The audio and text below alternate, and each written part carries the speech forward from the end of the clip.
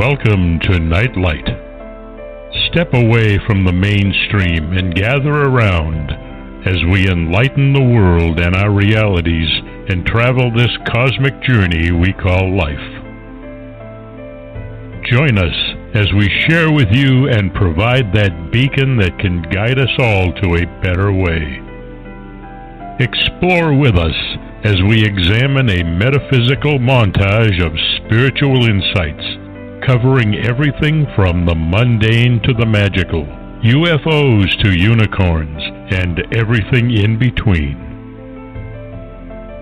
This is a time of awakening, of sharing and evolving, of spreading our wings and soaring on the cosmic breath of creation.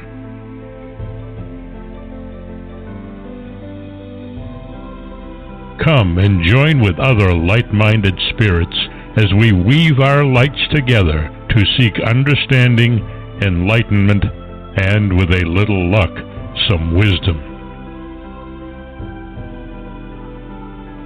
This is Nightlight, a reminder that you are never alone.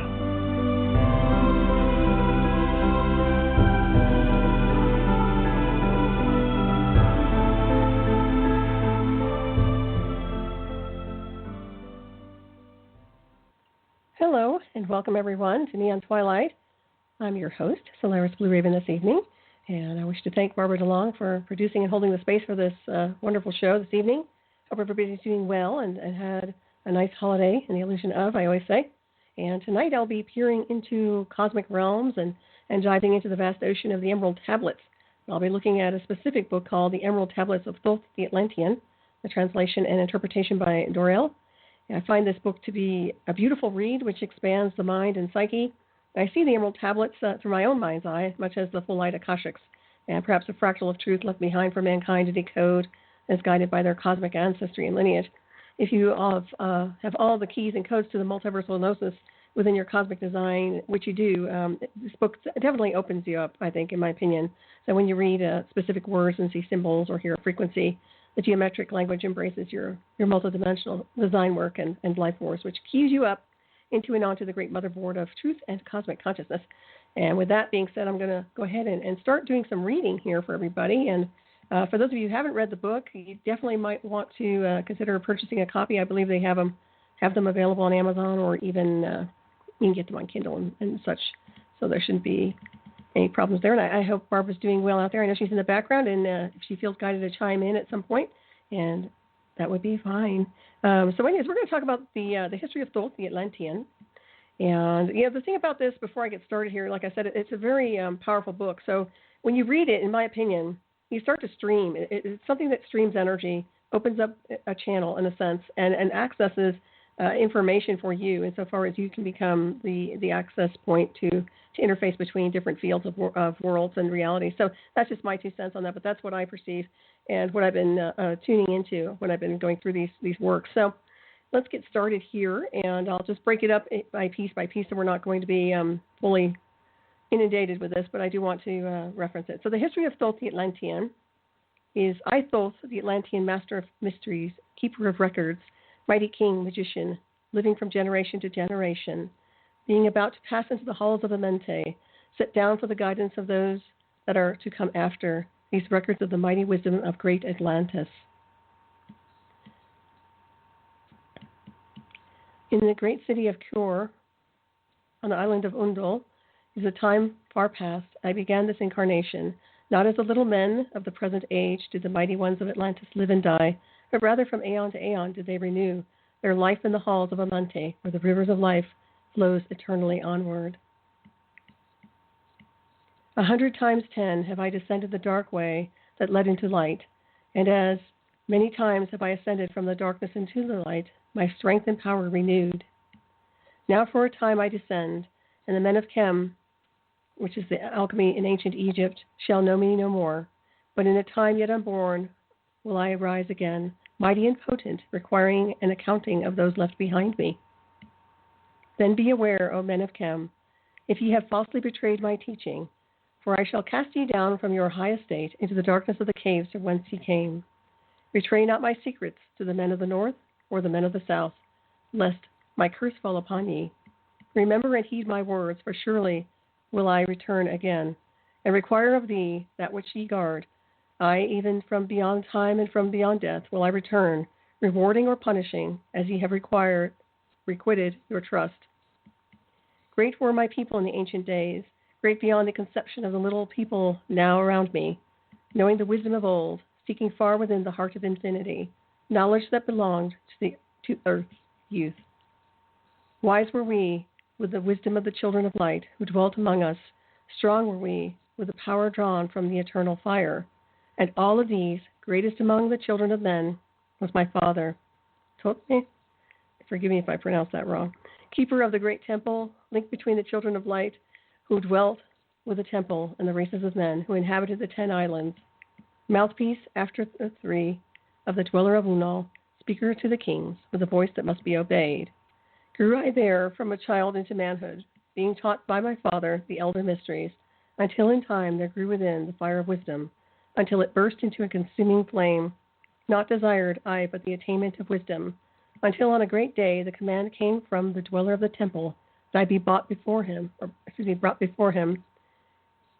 Few there were among the children of men who had looked upon that mighty face and lived, for not as the sons of men are the children of light, when they are not incarnate in a physical body.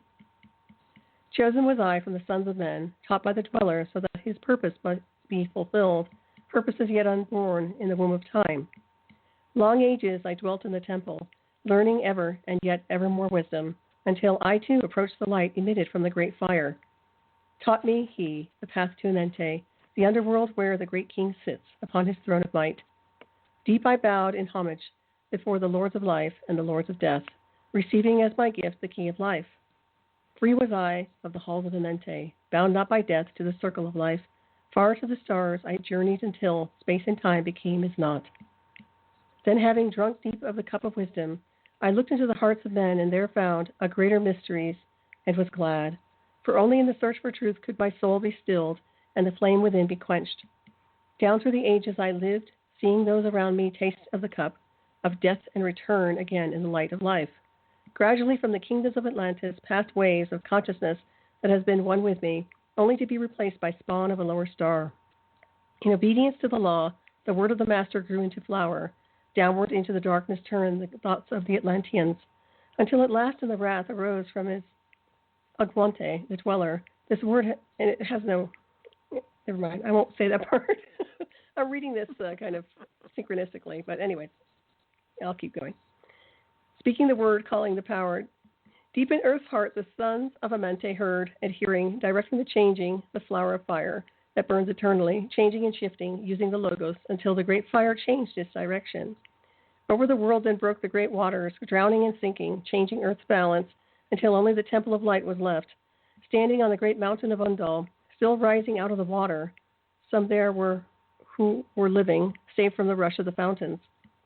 Call to me, then, the master saying, gather ye together my people, take them by the arts ye have learned afar across the waters, until ye reach the land of the hairy barbarians, dwelling in caves of the desert. Follow there the plan that ye know of.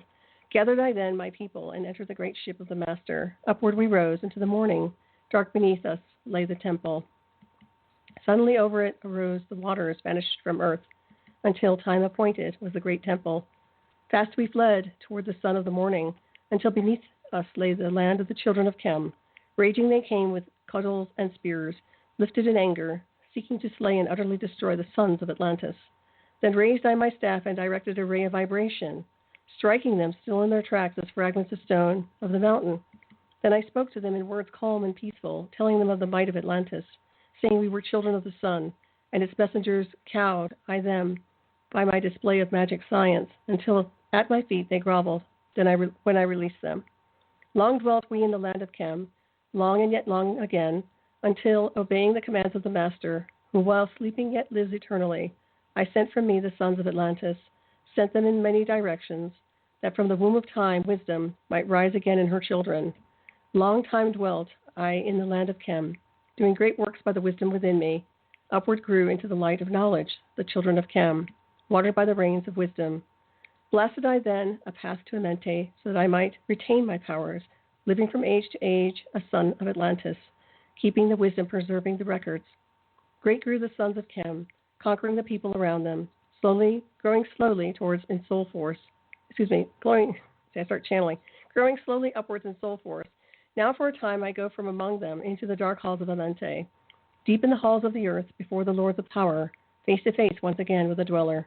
Raised I high over the entrance, a doorway, a gateway leading down to Amente. Few there would be with courage to dare it. Few past the portal to dark Amente. Raising over the passage, I'm a mighty pyramid, using the power that overcomes earth force, gravity, deep and yet deeper place. I a force, house, or chamber, from it carved in a circular passage, reaching almost to the great summit. There in the apex set I the crystal, sending the ray into the time-space, drawing the force from out of the ether, concentrating upon the gateway of Amente.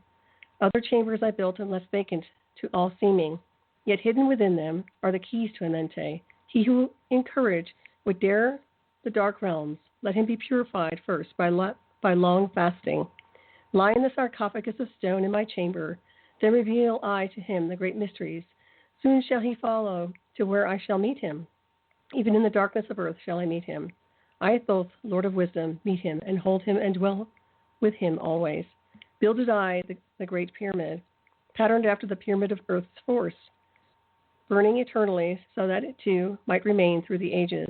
In it I builded my knowledge of magic science, so that I might be here when again I return from Amente. While I sleep in the halls of Amente, my soul roaming free will incarnate, dwell among men in the form of another, Hermes, thrice born. Emissary on earth am I of the dweller, fulfilling the commands so many might be lifted. Now return I to the halls of Amente, leaving behind me some of my wisdom. Preserve ye and keep ye the command of the dweller. Lift ever upwards your eyes toward the light. Surely in time ye are one with the Master. Surely by right ye are one with the Master. Surely by right, you are one with the All. Now I depart from ye. Now my commandments, keep them and be them, and I will be with you, helping and guiding you into the light. Now before me opens the portal. Go I down in the darkness of the night. This is really well written in a sense of understanding the frequencies associated with the types of data stream that they're trying to relay to everyone who's listening. And once you start reading these materials, you'll start to see more and more. But if you hold that energetic for a second, if you just see what the author and the channel is actually describing, it really takes you into a very vast multiverse and initiation in a sequence, in my opinion anyways. I see it as a major initiation, and on the inner planes as well. So you're going into multiple fields of energy, which are literally giving you data codes of information connected to ancient mysteries and mystery school teachings. At least that's what I see when I read this. And I will go on about other topics here connected to this, but I wanted to just give you an idea and go through this one area, this one chapter, which I find very, very interesting on so many different levels. And if you want to comment on anything, Barbara, feel free to chime in with that and your perception of that particular history of Thoth, the Atlantean. Well, there's so much material in there. Among other things, the one thing that has struck me every time I've read it, and both you and I have read this material over and over and over and over and over again. A couple of things kept, popping up at me. First, he kept talking about the little men. I kept getting the feeling that he was a giant, and that he wasn't meaning little men in the fact that they were like fleas on a dog, but just that they were small in stature. And the other thing that hit me the very first time is, first of all, they took the Master's ship. First was called an Ark, and then it actually was a spaceship. And so they flew to the land of Chem, which was Egypt, and he raised his staff, which was very reminiscent of Moses. And so that there are similarities here that are really quite interesting for me. I think that, and the other thing that I kept seeing and keeps coming out is that buried beneath the Great Pyramid, to an extent, is the passage to Amenti, but it's a passage to another dimension, which is how I took it. So that you have to, and what I loved especially was that you can get to a certain place, but if you aren't of a spiritual level that you can accept or deal with the material, you won't see the portal and you won't be able to go. I agree. Which again, you have to be calibrated. And the other thing, Thoth, whatever you want to call him, Hermes actually. What I found also fascinating, he was an immortal. He became an immortal through his learning, through his growing, through his seeking more and more and more information, and the fact that he had to go back to Amenti to rejuvenate himself. I think it was 1 year, 10 years out of every 100. I mean, he reigned in Egypt for like 15,000 years. So he was definitely as a pharaoh, and so that when he did leave, his body was under a I guess I want to call it a ray, a light of pure consciousness, so that his spirit left the body and was able to incarnate into other lifetimes, and then he could live, gather information, and then come back and rejoin his body and go on again as Hermes, or he was called Trismegistus, thrice born, so that he had three major personalities that history has attributed to him. But the wisdom and the teaching it's just amazing, and I think that hidden in the verse are wonderful seeds of wisdom. And then in the book that you mentioned, which I found interesting, we both use the same book. I know. There's another interpretation of the material, so that it makes it a little simpler to kind of grasp it all. But this is a master teaching of spiritual insight and wisdom, and the thing that makes it so clear in this book and with this teaching is that in order to find that light within, that seed of the infinite of cosmic consciousness, it's a personal journey that everyone has to find their own way to and through. And I love the fact that's always been my opinion. And so when I found that this was connected with the Emerald Tablets as well, of course I thought it was wonderful.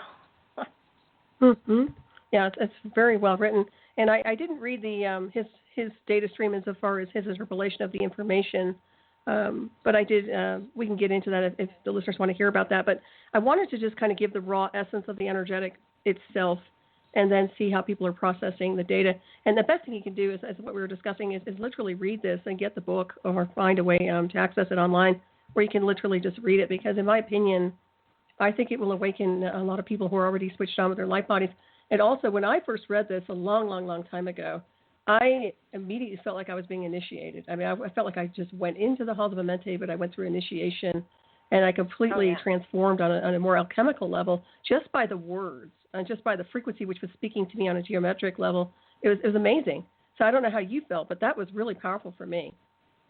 Oh, it zapped me. I was right in it. And I think also, I think the book is wonderful, and it's a wonderful resource, and it does explain things a little more thoroughly than the prose. There are, if you go to YouTube, there are places where people are reading it, so that where you don't have to necessarily buy the book, but the book, it's a short book, so that it's not expensive. But there are a lot of YouTube podcasts that read the material on the Emerald Tablets, and we're not talking here about a myth. While yes, they haven't been discovered, they have been written about and talked about since the 8th century. So that it brings forth the message of as above, so below, and all sorts of wonderful material. So that many great philosophers have tried to interpret what the Emerald Tablets mean and are, and it's a wonderful message. And as far as it does resonate, you read it, and I promise you, your dreams are going to be amazing. And you just read the very first of how many are there? 10 tablets. Yeah, there's quite a few. And I'll go through I'll go through some more. Yeah. Okay. Wait a second. Isn't there 13? There are 12. 10 of them have been interpreted, and the other 2 were said to be too extreme for human consciousness, I think, at some point in time. But I don't know. I didn't review the book that far in advance, so I don't know if he did all 12 or if he only did 10. Well, our consciousness is not from here anyway, so that's kind of, people are definitely calibrated if they so choose. But, to me, it's the transfiguration of the atom. And if you look at the ancient mystery schools of Atlantis and how they dovetail into the pyramids, especially the Great Pyramid, you'll see that the initiation aspects of it, as far as mystery schools and teachings, would be a frequency level. It would be the initiation based on that particular transfiguration of the atom. And that's what it sounds like to me, that they're going through sacred initiations on so many different levels and achieving that portal access to a point where they're able to transmute and actually traverse the galactic highway, so to speak. So, that's what I see. I know this particular chapter doesn't get into that aspect of it, but I see things on a bigger scale, and I just see like a whole door opens up with a different space-time and all kinds of things start connecting in that are very, very, celestial. So to me, I feel like it's a huge, powerful boot and charge to the bioelectric field for anybody who's reading it. Yeah, and I think also it changes the vibration of your energetic field. And in many ways, in order to pass through the portal, it felt as though your energy had to be able to be of the same frequency so you could merge through it, which was brilliant. And I agree with you 100%. And that's exactly what we need to do when we're multidimensional, insofar as traversing the galactic highway, or if we're trying to phase shift or teleport or anywhere where we're trying to access a gateway of some kind. We have to calibrate to that field of energy in that dimensional field. So it makes perfect sense to me. Absolutely. Very, very unique. And a lot of it too is his talking about, taking the physical and the spiritual and merging them in order to make this transition, so that it's, so many people are so intellectually bound and rooted to place that the spirit doesn't get a chance to integrate and to raise the understanding of the intellect. And so, part of our purpose is to bring the two into a synchronicity, so that those two energies can provide the key to pass through the portal. I totally agree. I was thinking of also the Emerald Tablets in general, because people don't associate them as a physical thing. Etheric comes to mind, like I said, insofar as the Akashic, or something it basically exists in a different field of energy, a different frequency, where it's accessible if you're at the right vibratory rate. And in meditation too. Especially if you're doing something like distant viewing or travel, you do get to that place where your energy expands.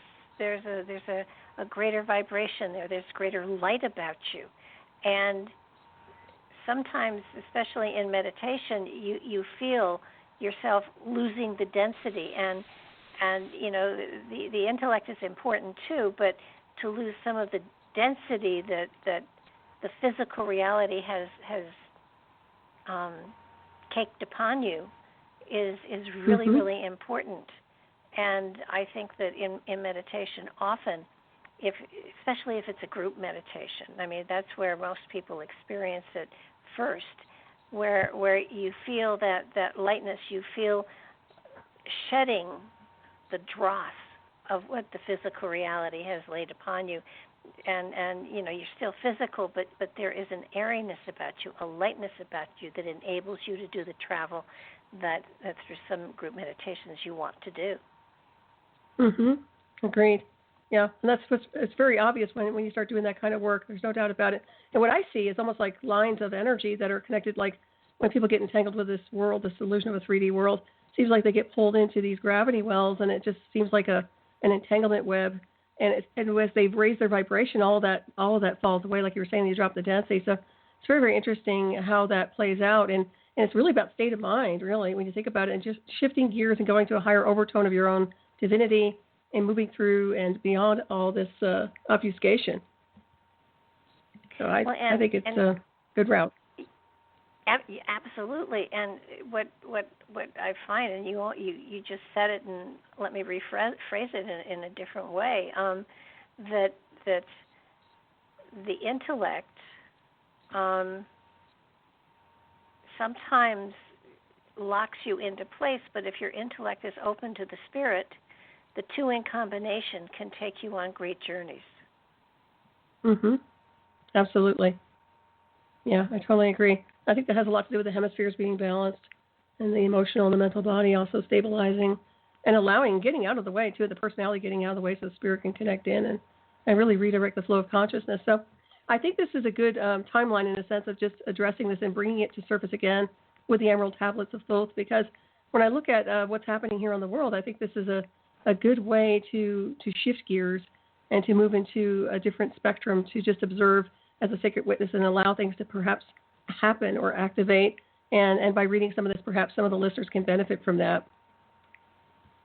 Oh, absolutely. And, you know, we just came through what progression of the equinoxes, a shift in, 25,000 years, that hasn't happened since, for 25,000 years. We're at a point in time where spiritually people are certainly, they have the capacity to do this sort of thing, to get to this sort of place within themselves. And it hasn't, I mean, all of humanity has that potential. Up to this point in time, certain people have been able to do it and ascended and all of that, but we're at a point in time where that veil is so thin, anybody who wants to put the effort into it is going to be enable themselves to get to that utilization of that energy. Yep, I agree. It's perfect timing to do it. Yeah, and actually it's almost a challenge in a sense, even through the distortion in the field, so to speak, with all the strange that's going on. It is, it just proves that people can overcome and transcend anything, whether it's density or a war zone or anything that's happening on the timeline that might feel uncomfortable to their natural spiritual design work. I think this is a good way for them to just become more empowered. Absolutely. That's my 2 cents on that anyway. But if you want, I'll go into tablet 2 here for a second. We'll look at the halls of the Mente. I think my dog is making some noise here, so we'll see if that mutes out a little bit. Yeah, that's him. His timing is really good. Okay, so the halls of the Mente, we're going to go into a little bit here. Deep in the earth's heart lies the halls of the Mente. Far near the islands of sunken Atlantis, halls of the dead and halls of the living, bathed in the fire of the infinite all. Far in a past time, lost in the space-time, the children of light looked down on the world, seeing the children of men in their bondage, bound by the force that came from beyond. Knew they that only by freedom from bondage could man ever rise from the earth to the sun. I think that's a very profound statement right there. Down they descended and created bodies, taking the semblance of men as their own. The masters of everything said, after their forming, "We are they who were formed from the space dust, partaking of life from the infinite all, living in the world as children of men, like and yet unlike the children of men." Then for a dwelling place far neath the earth crust, blasted great spaces they, by their power, spaces apart from the children of men, surrounded them by forces and power, shielded from harm, they, the halls of the dead. Side by side then placed they other spaces, filled them with life and with light from above. Builded they then the halls of Amente, that they might dwell eternally there, living with life to eternity's end. 32 were there of the children, sons of light, who had come among men, seeking to free from the bondage of darkness, those who were bound by the force from beyond. Deep in the halls of life grew a flower, flaming, expanding, driving backward the night. Placed in the center a ray of great potence, life-giving, light-giving, filling with power all who came near it. Placed they around it thrones 32, places for each of the children of light, placed so that they were bathed in the radiance, filled with the life from the eternal light. There, time after time, placed they their first created bodies, so that they might be filled with the spirit of life. 100 years out of each 1,000 must the life-giving light flame forth on their bodies, quickening, awakening the spirit of life. There in the circle from aeon to aeon sit the great masters, living a life not known among men. There in the halls of life they lie sleeping. Free flows their soul through the bodies of men. Time after time, while their bodies lie sleeping, incarnate they in the bodies of men, teaching and guiding onward and upward, out of the darkness into the light. There in the hall of life, filled with their wisdom, known not to the races of man, living forever beneath the cold fire of life, sit in the children of light. Times there are when they awaken, come from the depths to be lights among men, infinite they among finite men. He who by progress has grown from the darkness, lifted himself from the night into light. Free is he, made of the halls of Amente, free of the flower of light and of life. Guided he then by wisdom and knowledge, passes from men to the masters of life. There he may dwell as one with the masters, free from the bonds of the darkness of night. Seated within the flower of radiance sit 7 lords from the space-time above us, helping and guiding through infinite wisdom, the pathway through time of the children of men. Mighty and strange they, veiled with their power, silent all-knowing, drawing the life force, different yet one with the children of men, I different and yet one with the children of light. Custodians and watchers of the force of man's bondage, ready to lose when the light has been reached. First and most mighty sits the veiled presence of the Lord of Lords, the finite, the infinite 9. Over the other from each, the lords of the cycles, 3, 4, 5, and 6, 7, 8, each with his mission, each with his powers, guided, directing the destiny of man. There sit they, mighty and potent, free of all time and space. Not of this world they, yet akin to it. Elder brothers they, of the children of men, judging and weighing, they with their wisdom, watching the progress of light among men.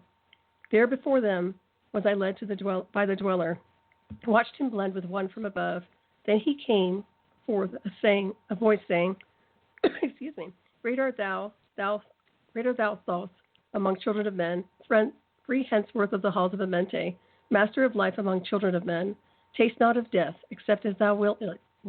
Drink thou of life to eternity's end. Henceforth forever is life, thine for the taking. Henceforth is death at the call of thy hand. Dwell here or leave here, when thou desirest. Free is Amente to the Son of Man. Take thou up life in what form thou desirest, child of the light that has grown among men. Choose thou thy work, for all must labor, never be free from the pathway of light. One step thou hast gained on the long pathway upward. Infinite now is the mountain of light. Each step thou takest but heightens the mountain. All of thy progress but lengthens the goal. Approach ye ever the infinite wisdom. Ever before thee recedes the goal. Free are ye made now of the halls of Amente, to walk hand in hand with the lords of the world, one in one purpose, working together, bringing of light to the children of men. Then from his throne came one of the masters, taking my hand and leading me onward. Through all the halls of the deep hidden land, led he me through the halls of Amente, showing the mysteries that are known not to man. Through the dark passage downward he led me, into the hall where the sight, the dark depth. Vast as space lay the great hall before me, walled by darkness but yet filled with light. Before me arose a great throne of darkness. Veiled on it sat a figure of night. Darker than darkness sat the great figure, dark with the darkness, not of the night. Before it then paused the master speaking, the word that brings about life, saying, O master of darkness, guide of the way from life unto life. Being before thee, I bring a son of the morning. Touch him not ever with the power of night. Call not his flame to the darkness of night. Know him and see him, one of our brothers, lifted from darkness into the light. Release thou his flame from his bondage. Free let it flame through the darkness of night. Raise then the hand of the figure. Forth came a flame that grew light, clear and bright, rolled back swiftly the curtain of darkness, unveiled the hall from the darkness of night. Then grew in the great space before me, flame after flame, the veil of the night. Uncounted millions leaped they before me, some flaming forth as flowers of fire, others that shed a dim radiance, flowing but faintly from out of the night. Some there were that faded swiftly, others that grew a small spark of light, each surrounded by its dim veil of darkness, yet flaming with light that could never be quenched, coming and going like fireflies in springtime. Filled they with space, with light, and with life. Then spoke a voice mighty and solemn, saying, These are the lights that are souls among men, growing and fading, existing forever, changing yet living, through death into life. When they have bloomed into flower, reached the zenith of growth in their life, swiftly then send I my veil of darkness, shrouding and changing to new forms of life. Steadily upward throughout the ages growing, expanding into yet another flame, lighting the darkness with yet greater power, quenched yet unquenched by the veil of the night. So grows the soul of man ever upward, quenched by unquenched by the darkness of night.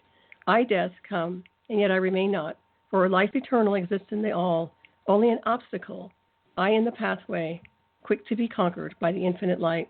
Awaken, O flame that burns ever inward, flame forth and conquer the veil of the night. Then in the midst of the flames and the darkness grew there one that drove forth the night, flaming, expanding, ever brighter, until at last what was nothing but light. Then spoke my guide, the voice of the Master, See your own soul as it grows in the light. Be free from now, forever from the Lord of the night. Forever he led me through many great spaces, filled with the mysteries of the children of light, mysteries that man may never yet know of until he too is a son of the light, and that son with an S-U-N. Backward then he let men into the light of the hall of the light. Knelt I then before the great masters, lords of all from the cycles above. Spoke he then with words of great power, saying, Thou hast been made free of the halls of Amente. Choose thou thy work among the children of men. Then I spoke, I, O great master, let me be a teacher of men, leading them onward and upward until they too are lights among men, freed from the veil of the night that surrounds them, flaming with light that shall shine among them. Spoke to me then the voice, Go as yet will, so be it decreed. Master are ye of your destiny, free to take or reject at will. Take ye the power, take ye the wisdom, shine as a light among the children of men. Upward then led me the dweller. Dwelt I again among children of men, teaching and showing some of my wisdom, son of the light, a fire among men. Now again I tread the path downward, seeking the light in the darkness of night. Hold ye and keep ye, preserve my record. Guide shall it be to the children of men. I think that's beautiful. And the one thing that comes to mind is the focus on light and the concept of what's really interesting is that I don't see anything connected to the divine goddess energy in this particular. It's all about men. It's always, and nothing against this, but there's no female aspect here. It's always the men, the children of men. I've noticed that there's a big theme there going, which is really interesting. But the aspects of light, there's such an emphasis on what is light? Is light illumination of spirit? Is it consciousness? Is it source? And then there's an aspect of the scenery that they paint for you, which in my opinion shows almost like a template of the stars. So it's like when they're talking about the souls incarnating or coming, shining and getting dim, it seems like it's the stars in the night. And of course, us being aspects of the cosmos in the sense that we're stardust too, it seems like that would be a mirror image of some of our consciousness. And I was just reading it like that. But what are your thoughts on that? What is your impression of that data? Well, I think when he talks of the children of men, he's talking about the race of humanity. But you're right. It does not say men and women, but I think man is a human, Right. I definitely, at first, when I read through it, it was like, oh my God, he's going to hell. And then I realized that he was in another dimension. And right. And then it made great sense to me that the darkness was comfortable. I envisioned a comfortable darkness, not a frightening darkness, but an embracing darkness that was protective almost, and that he chose to be a teacher of man and woman. You're right. We've got to have somebody redo this so that yeah. But in many cases they call. But if you'll notice, he doesn't designate that these teachers, these entities that are there. He doesn't designate that they are man or woman. He calls them a master of this or a master of that. He didn't. Right. He doesn't really designate sex. But you're right, and what I loved was, he talked about the individual spirits reincarnating and then coming back and gathering light and then reincarnating and coming back and each time growing and expanding and it was such a beautiful, beautiful thing to visualize, as you read your way through it. I think too the fact that he entered Amenti, certainly a wise master or whatever you want to call him, but he was not immortal until he was freed from having to die unless he chose to. Exactly. Which again was, and they kept talking about the flower of light, and I think that it was a spectacular visualization to go through it and then to go back and read through it again, and it wasn't a craggy hell. It was really to me the passageways and everything were smooth, and there was a clear, polished feeling to it all, and there was nothing there that was that denoted rocky cragginess and things like that. So he wasn't underground. He'd gone into another dimension through that passageway. And I look at it kind of like the womb of creation. I mean, that's what comes to mind.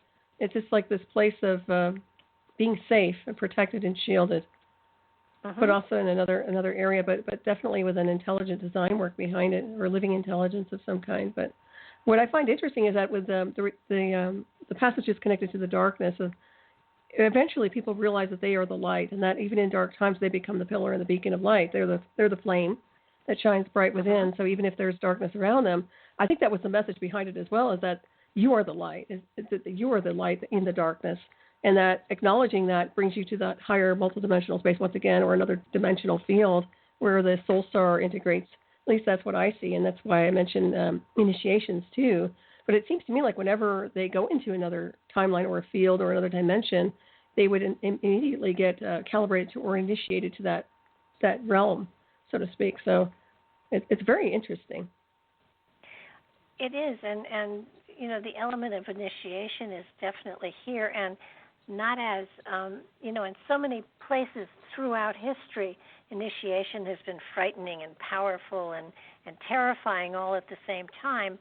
And with the Emerald Tablets, initiation is something that is very gentle and opens you up to a new flower of understanding within you. So there's nothing scary, there's nothing horrible, and oftentimes I do believe that initiation, transformation, ascension, whatever you want to call it, is a very gentle process. It's not one that is horrifying and painful. And I agree. Oftentimes, you get those aha moments or those flashes of light and understanding, and it's kind of like, whoa, okay. Yep. When you start streaming consciousness, yeah. Yeah, it was, and that he was so gently led through this whole process, and the element of death taken away from him, and in other places it talks about him, his body down there recharging while his spirit reincarnated in other men in other places, and always as a teacher of wisdom. So though you talk about Thoth, and you talk about Hermes, and Who's the third one? Hermes. Is it Mercury? You're talking. Trismegistus. Oh yeah. What Okay. three? Okay. Yeah. What three entities? You know, Thoth, Hermes. But what was the third one? Oh my goodness. I can't remember. Let me think here. Well, let me think. I'm thinking of the other two. I don't know offhand. It'll show up when I start reading it naturally. Oh, sure. That's a good question. But you know, he doesn't talk about you know, all of the different incarnations, but he gives the impression, as I have always thought, that you know, millions of times possibly we've incarnated and come back again, and hopefully every time a little wiser, a little, you know, with new talents and gifts and skills that you know we can use to make our world a better place. And Right. especially at this point in time, it's important for people to understand that this process is not something that costs money. This process is self-discovery. Mm-hmm. So you don't need money, really and you don't need... Mm-hmm. Go ahead. No, I was just going to say you're right, and also, well, there's not much time in the illusion of people. People, in my opinion, should really start to reboot themselves in the sense of getting on that spiritual path, working if they haven't been doing it already, because it really is the time to do that. It really is. There's no time to waste. Right here, right now. I mean to cut you off. Sorry about that. I'm still trying to remind myself of the third person or the third being. You know, when you mentioned the body charging while the being is either incarnating elsewhere, bilocation came to mind in a sense of it's very interesting. I just see like bilocating, not necessarily like taking that same formula but going elsewhere, not necessarily having to incarnate in a body, perhaps teaching more on an interdimensional level too. So those things come to mind with me as well when I look at some of that work. All very fascinating. I'm trying to find who the third one was. I thought you were quizzing me. No, I wasn't. I you know, the Greek god Hermes, the Egyptian god Thoth, Greeks. But who was the third? What's their third? I think. You'd think well, I'll come across it when I'm reading. Easy. Yeah. We should have popped out on it. The fourth was Hermes. Most likely interpretation is two variants of the same Hermes, Thoth. Well, Hermes turns out actually to have been the son of the Nile, yada, yada, yada. Very interesting. Well, now that you brought it up, it's going to have to pop up and communicate somewhere. So, you know what I was thinking about too? Oh, go ahead. What? No. No, I was just thinking. Go ahead.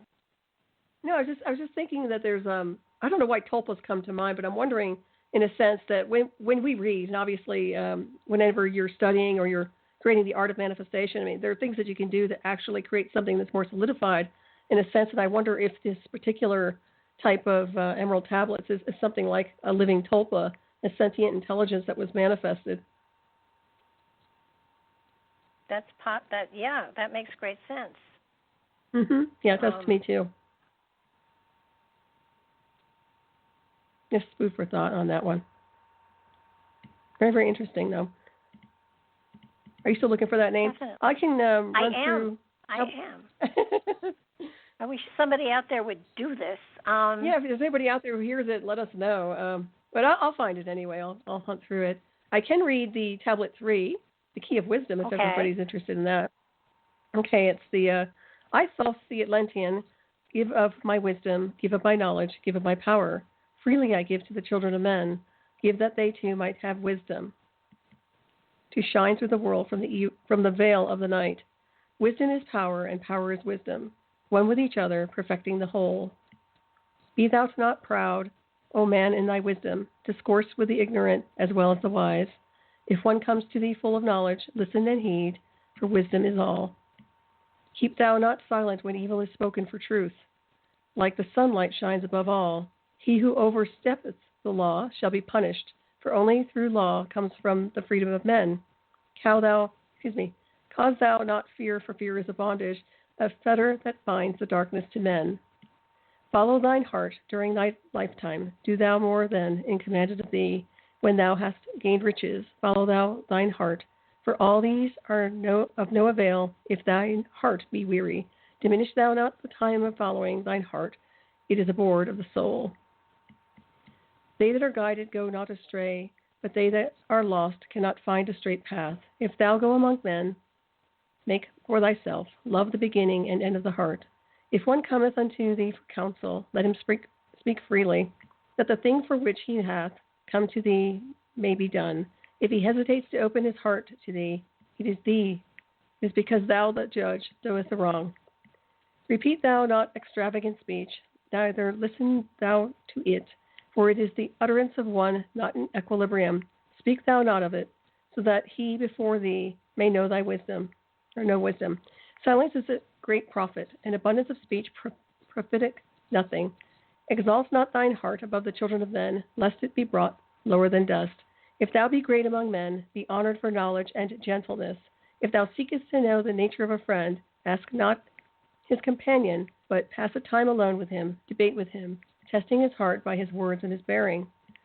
That which goeth into the storehouse must come forth, and the things that are thine must be shared with a friend. Knowledge is regarded by the fool as ignorance, and the things that are profitable are to him hurtful. He liveth in death, it is therefore his food. The wise man lets his heart overflow, but keeps silent his mouth. O man, list to the voice of wisdom, list to the voice of light. Mysteries there are in the cosmos that unveiled fill the world with their light. Let he who would be free from the bonds of darkness first divine the material from the immaterial, the fire from the earth. For know ye that as earth descends to earth, so also fire ascends onto fire and becomes one with fire. He who knows the fire that is within himself shall ascend unto the eternal fire and dwell in it eternally. Fire, the inner fire, is the most potent of all force, for it overcometh all things and penetrates to all things of the earth. Man supports himself only on that which resists, so earth must resist man, else he existeth not. All eyes do not see with the same vision, for to one an object appears of one form and color, and to a different eye of another. So also the infinite fire, changing from color to color, is never the same from day to day. Thus speak I both of my wisdom, for a man is a fire burning bright through the night, never is quenched in the veil of the darkness, never is quenched by the veil of the night. Into men's hearts I looked by my wisdom, found them not free from the bondage of strife, free from the toils, thy fire, or my brother, lest it be buried in the shadow of the night. Hark ye, O man, and list to the wisdom, where do name and form cease, only in consciousness invisible, and infinite force of radiance bright, the forms that ye create by brightening their vision, are truly effects that follow thy cause. Man is a star bound to a body until the end. He is freed through his strife, only by struggle and toiling. Thy utmost shall the star within thee bloom out in the night, in the new life. Geez, I'm channeling an alternate line. He who knows the commencement of all things, free is this star from the realm of night. Remember, O man, that all which exists is only another form of that which exists not. Everything that has been passing into yet another, and being and thou thyself are not an exception. Consider the law, for all is law. Seek not that which is not the law of the law, for such exists only in the illusions of the senses. Wisdom cometh to all her children, even as they cometh unto wisdom. All through ages the light has been hidden. Awake, O man, and be wise. Deep in the mysteries of life have I traveled, seeking and searching for that which is hidden. List ye, O man, and be wise. Far beneath the earth crust, in the halls of Amente, mysteries I saw that are hidden from men. Oft I have journeyed the deep hidden passage, looked on the life among men. There, beneath the flowers of life, ever living, searched I the hearts and the secrets of men. Found I that man is but living in darkness. Light of the great fire is hidden within. Before the lords of hidden Amente, learned I the wisdom I give unto men. Masters are they of the great secret wisdom, through the future of infinity's end. 7 are they, the lords of Amente, overlords they of the children of morning, sons of the cycles, masters of wisdom. Formed are not they as the children of men, Formed are they not of children of men? Question mark. 3, 4, 5, and 6, 7, 8, 9 are the titles of the masters of men. From the future formless, yet forming, can they as teachers for the children of men. Live they forever, yet not of the living. Bound not to life, and yet free from death. Rule they forever with infinite wisdom, bound yet not bound to the dark halls of death. Life they have in them, yet life that is not life. Free from all are the lords of the all. Forth from them came forth the Logos, instruments they of the power of all. Vast is their countenance, yet hidden in smallness. Formed by a forming, known yet unknown. 3 holds the key of all hidden magic, creator he of the halls of the dead, sending forth power, shrouding with darkness, binding the souls of the children of men, sending the darkness, binding the soul force, director of negative to the children of men. 4 is he who loses the power, Lord he of life to the children of men. Light is his body, flame is his countenance, freer of souls to the children of men. 5 is the master, the Lord of all magic, key to the world that resounds among men. 6 is the Lord of light, the hidden pathway, path of the souls of the children of men. 7 is he who is Lord of the vastness, master of space, and the key of the times. 8 is he who orders the progress, weighs and balances the journey of men. 9 is the Father, vast he of countenance, forming and changing from out of the formless. Meditate on the symbols I give thee, keys are they, through hidden from men. Reach ever upward, O soul of the morning. Turn thy thoughts upward to light and to life. Bind in the keys of numbers I bring thee. Light on the pathway from life unto life. Seek key with wisdom. Turn thy thoughts inward. Close not thy mind to the flower of light. Place in thy body a thought form picture. Think of the numbers that lead to life. Clear is the pathway to he who has wisdom. Open the door to the kingdom of light. Pour forth thy flame as the sun of the morning. Shut out of the darkness and live in the day. Take thee, O man, as part of thy being, the 7 who are what are not as they seem. Opened, O man, have I my wisdom. Follow the path in the way I have led. Masters of wisdom, son of the morning light, and life to the children of men. It's really beautiful.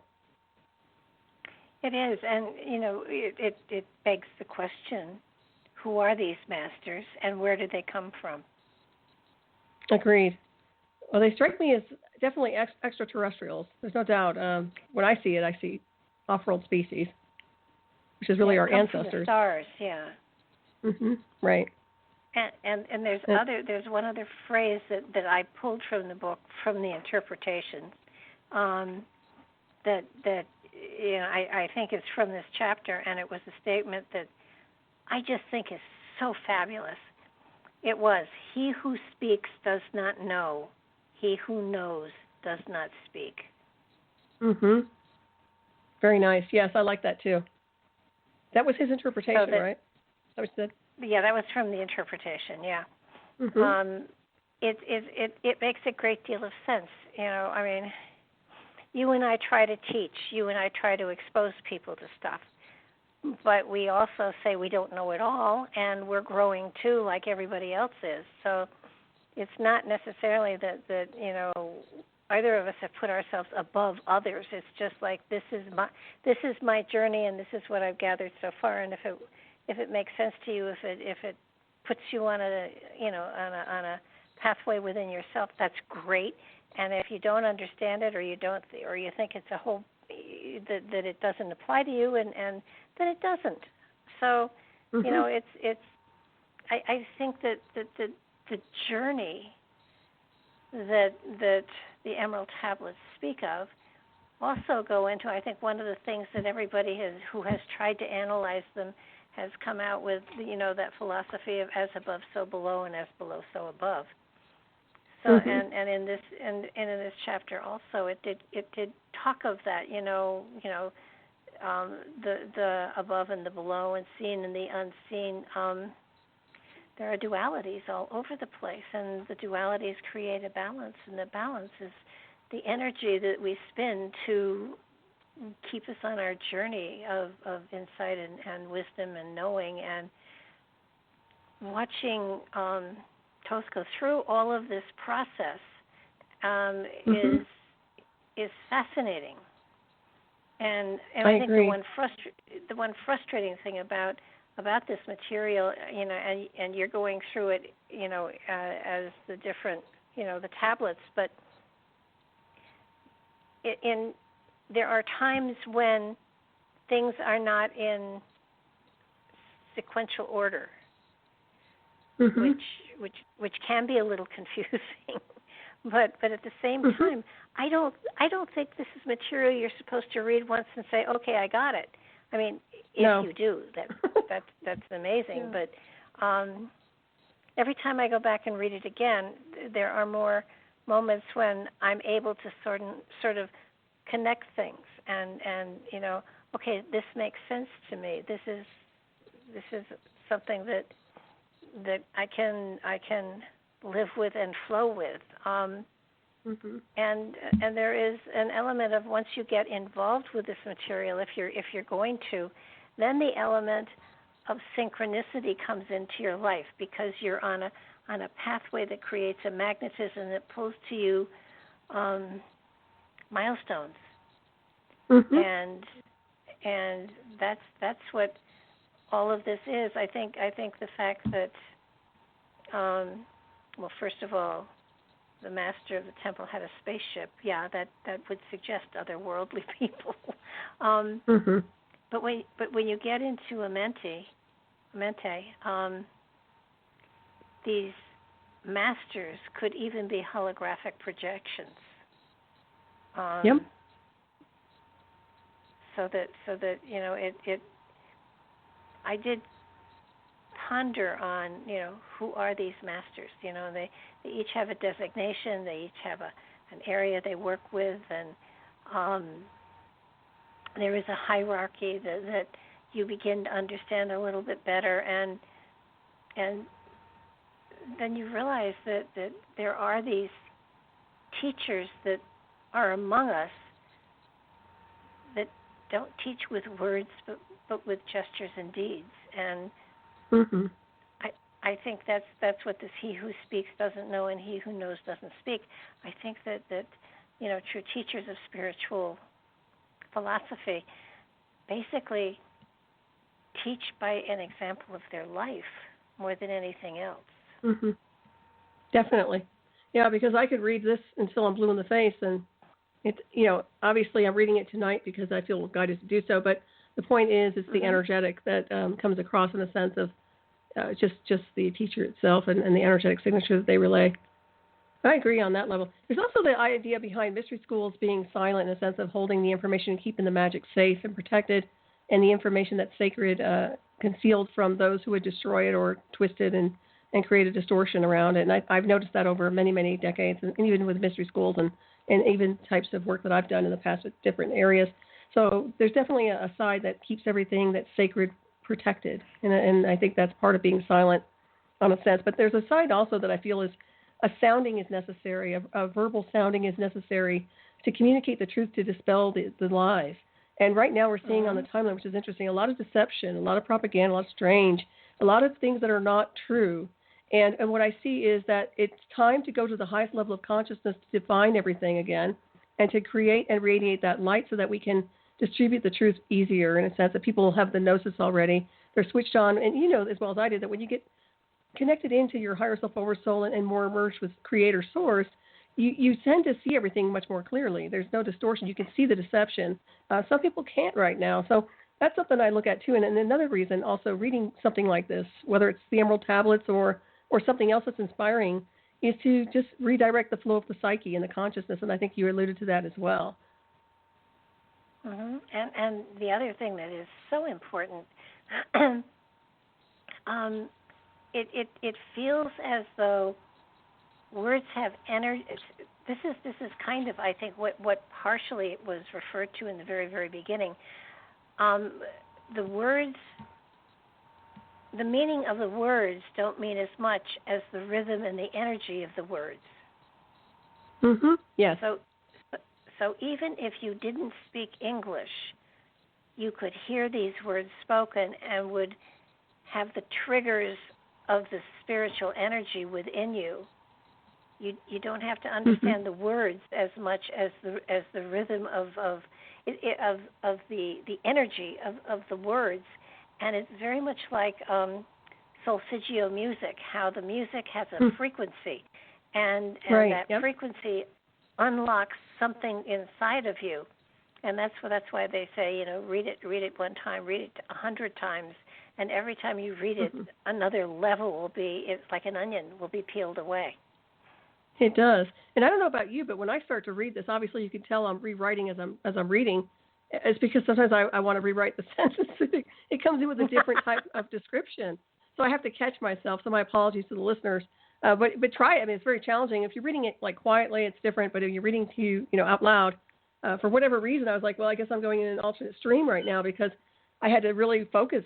And I think and some of the way it's worded too, some of the terminology is old world, so to speak. But nonetheless, yeah, it's definitely an activation, in my opinion, and a frequency that will shift the psyche. Oh, yeah. Well, Dr. Durrell channeled this in about 100 years ago, 1925, I think. And he was connected to the White Brotherhood so that this material definitely has a spiritual meaning to it that is beyond the intellect, but will awaken the spirit. And I agree. And I think that I know I have from time to time just sat and read it aloud and gotten different feelings from it than when I read it in my head. Yeah, I agree. If I read it when I'm just quietly reading it, it definitely changes the field of energy quite a bit. And where did he channel this? Did he ever say, was it at the pyramids or no? No, I think it was after he did retrieve the Emerald Tablets. He did take them to the Great Pyramid and redeposit them. And in between recovering them in South America and taking them back to Egypt, he was given permission to interpret them and share the interpretation. And what you're reading is what he channeled from the tablets before they were put back into the Great Pyramid. It really is. And then didn't you do your own interpretation of this as well? I'm working on it. I just felt that I'm curious. It felt like, I mean, with all due respect, it felt like it was after 100 years that it was time for another channel to present the story. And part of me is I'm not worthy, and part of me is, well, if you weren't worthy, you wouldn't have had the idea. Agreed. But I've had the idea for a number of years now, and haven't played with it as much as I'm going to now. It just feels to me as though 100 years ago there was a different cadence to the meaning, and after 100 years, hopefully, the sons of man have grown a little bit, or humanity, and it just feels to me as though I would like to, again, with all due respect to Dr. Durrell, who was directed by the Great White Brotherhood, so they must have known what they were doing. I just wanted the story to be told in a different way. Go with it. I think you should get that done. I think here I go again, but I think you might want to get that started. Seriously, because I'm already going into alternate realities with this when I read it, and I'm sure you'll be able to get interpolate the data differently. It's interesting because everyone's, and you're an old one, you're an ancient soul too. So you look at this, and it's just like anything with osmosis. You read the field, you read the energetic signatures, and I think it's extremely powerful. Now I don't know if I ever asked you if you've been to the Great Pyramid or not. Only through remote viewing, and I was gonna say you were part of that remote viewing experience. Yes, I loved it. I enjoyed it. Yes, it's very powerful. And I have found that I think I'm going to pick it up and do it again for a while. But it seemed to me, since I stopped it, a lot of material has been discovered, and all sorts of things have come about, and a lot of the places we went when distant viewing are now being shown as exactly what we were seeing. That's interesting. So, and I'm not surprised. So I just, because it was group energy, because there were almost 100 of us involved, and I was pulling on 100 different people's energies to do it, it just seemed that we were going to amazing places, and always through a portal of some sort, so that it seemed logical when reading this and getting involved with this. Again, it's a matter of spiritually letting go of a lot of the physical stuff that holds us down, and being able to flow with a more etheric energy. Passage through those portholes was very easy. And I don't know. Did you ever do the one on the Bosnian pyramid? I don't think I did that one. I know I did several with the ones in Egypt with you all. I don't think I did, but yeah, I think I missed a few of them. But that's cool. I bet you found a lot of good stuff, huh? Well, what was fascinating, actually, if anybody wants to go and do them, because they're on my website under distant viewing. The meditations are all there.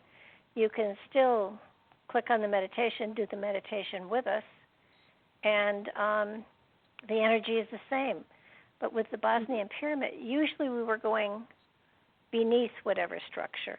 And with the Bosnian pyramid, we got to the top, and the portal led upwards. So it was, and the light was there, and it was quite remarkable. And there was a guardian at the gate who said we had to leave behind our fear and our physicality in order to cross the threshold of the portal to get to the light.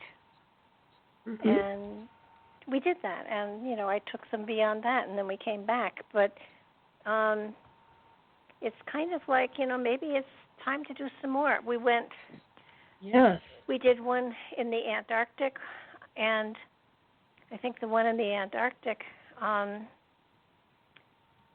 we went below and in and all of that, and then we found a chamber, and the chamber was a huge circular chamber with lots of doors with different symbols on them. And I recently saw a thing that was an explanation from Admiral Berg's navigator, who described going into a circular chamber with doors with symbols on them. Nice. Good hit. All right. So wherever we went, it was cool, whatever you want to call it. But I miss those, actually. That'd be nice to start that up again. Yeah, I think I will, because it was sort of like, okay, well, at first we were just going into pyramids, and so I was finding places where there were pyramids, and we went into pyramids. But I think maybe it's time to go into other places now, too. I agree. Well, I'd be up for that if you're into it. I definitely like to, definitely check it out. I think what I'm going to do is get together 3 or 4 of them and then just send an email to everybody who is part of the group and let them know there are going to be 5 or 10 more, and go from there. I think that's a good idea, because, once again, it's the timeline thing. It's good timing to switch gears, in my opinion, and focus on something beyond this weird paradigm that's kind of imploding right before our eyes. So definitely. Well, we've all been isolated for a purpose, and I believe that part of that purpose is to start to identify with the spiritual energy we have inside and find it, to bring it into our reality, to make whatever this reality is going to become an easier passage, transition, whatever you want to call it, so that we have a better understanding of what's happening around us and within us. Right. Well, it's certainly a good time for people to shed some skins, if they're alone and they're, just kind of just going within and shadowing. I would definitely do that if I were on the path working.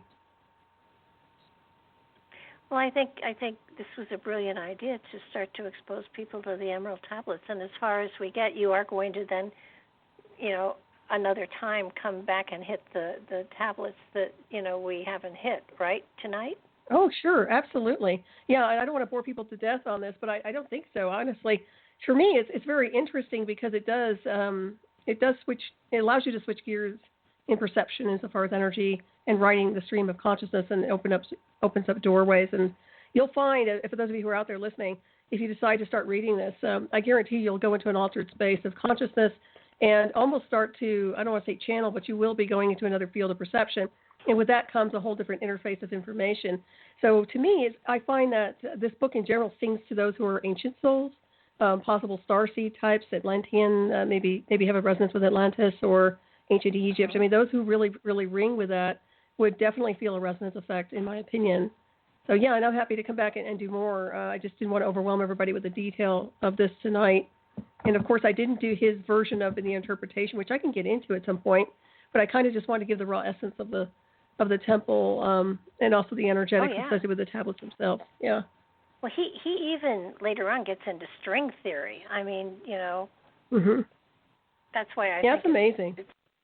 Yeah.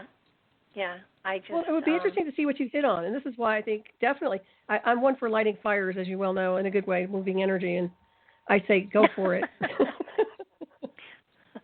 Yeah, well, I've already gone for one thing you said to go for. Let me do it one at a time, okay? Okay. Well, you finished that one fast. My goodness, you were quick with that. It's just channeled. It's not that, there's no sweat equity there, for sure. Right. Exactly. And when you're channeling, do you feel, can I ask you real quick, do you feel that it's your higher self over soul, or do you feel like it's something entirely different connecting in and providing you with information? I think that it's both. I think the higher soul, the higher spirit, the higher consciousness is, of course, connected to cosmic consciousness and the source. And if you can get the ego out of the way and just pull from that energetic, it is otherworldly. And I've often found that, as I'm writing something, it's like I used to say to my mother, "Holy crap, you got to come see this. I'm writing poetry." And I don't write poetry. And I would be typing and talking to her at the same time. So that and she said to me, "How are you doing that?" And I said, "Beats the daylights out of me, but isn't it pretty?" And if you get to a place where your ego is no longer there, and you're not writing from your own frame of reference, you're bringing material from another place, and your higher consciousness is the spirit that you carry lifetime to lifetime. It's that seed of light, body energy. That's part of you that goes on incarnation after incarnation after incarnation, and just sending the ego out to lunch for a while, or taking a movie, or just leave me alone so that I can bring stuff through. It's amazing. Mm-hmm. And it certainly is. It comes very, very naturally to me, and I feel so very blessed. I thought everybody could do it, but apparently some people have to work really hard at getting there. And I've been very fortunate. It's very easy for me, and I get to a place where I want to. But I have to say also, I know when I'm not in that place, and I won't sit down and try to do it. Right. That makes a difference. Sometimes, somebody will say, "Well, why aren't you doing whatever?" And it's like, it's not the right time. My connection is not there. Yeah, that's very interesting. Yeah. Dialed into a different field. Yeah. I think people are channeling in one form or another, but not necessarily connected to that type of an oversoul communication with source. It's more of a just kind of streaming energies, and maybe even more something more dialed into creativity, as far as maybe even music or something like that. A lot of people channel through sound and music and writing. I don't really channel like that. I do channel. I run energy. I run grids, and I do with the higher self, super conscious, and I can interface with multidimensional fields and dial in pretty good, especially with remote viewing. But I do know I try to keep it as analytical as I can sometimes too. There's a technical side to me that has to stabilize, and that's probably not necessarily a good thing. It's not the personality itself. It's just more about just being more analytical as an observer. So I tend to do that. But it's all fascinating any way you look at it. And so, yeah, I would look forward to you deciphering that again and seeing what you come up with for these Emerald Tablets. That should be interesting. So I'm putting the pressure on. I do want to thank you for participating with me tonight, too. It's always a pleasure when I get on here and I just can kind of use you as a sounding board sometimes and get your input. And I know you've been through, you've worked with this work, the Emerald Tablets, quite a bit. So it's nice to get your impression. But everybody's eyes are different, and it's so cool to, listen to what somebody else sees or feels or interprets. It's a very cool experience to talk about it with anyone. Sometimes it gets a little, the way it's written by Durrell, 100 years ago. It's a little tough to stumble through and really understand. Oh yeah, I was what definitely stumbling a little bit. And I read fast normally, but I had to slow it all down for that. Yeah.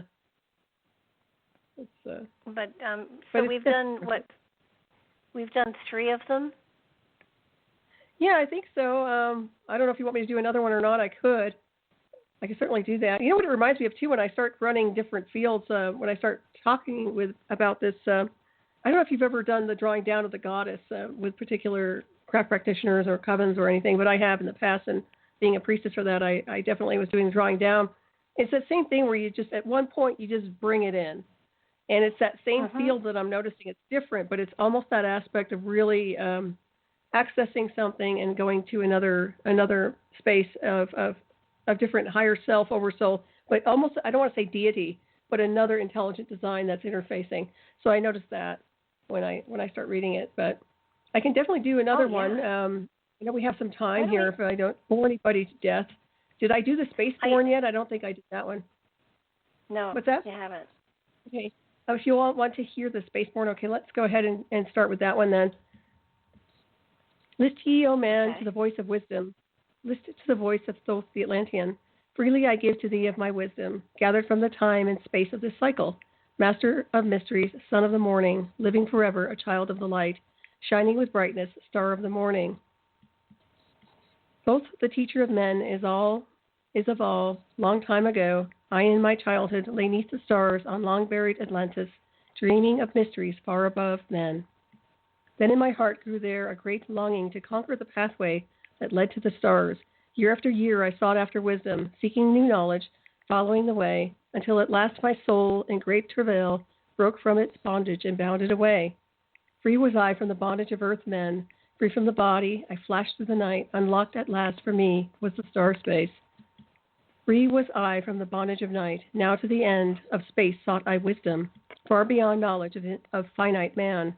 Far into space my soul traveled freely, into infinity's circle of light, strange beyond knowledge, where some of the planets great and gigantic become beyond dreams of men. Yet found I law in all of its beauty, working through and among them, as here among men. Flashed forth my soul through infinity's beauty, far through space, I flew with my thoughts. Rested I there on a planet of beauty, strains of harmony filled all the air. Shapes there were, moving in order, great and majestic as stars in the night, mounting in harmony, ordered equilibrium, symbols of the cosmic, like unto law. Many the stars I passed in my journey, many the races of men on their worlds, some reaching high as stars of the morning, some falling low in the blackness of night. Each and all of them struggling upward, gaining the heights and plumbing the depths, moving at times in realms of brightness, living through darkness, gaining the light.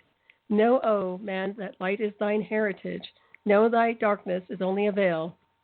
Sealed in thy heart is brightness eternal, waiting the moment of freedom to conquer, waiting to rend the veil of the night.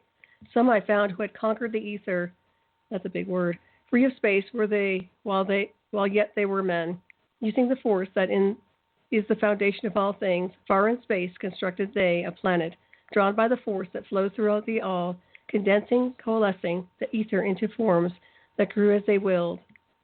Outstripping in science, they all of the races, mighty in wisdom, sons of the stars. Long time I paused, watching their wisdom. Some saw them create from out of the ether cities, gigantic of rose and gold, formed forth from the primal element, base of all matter, the ether far flung.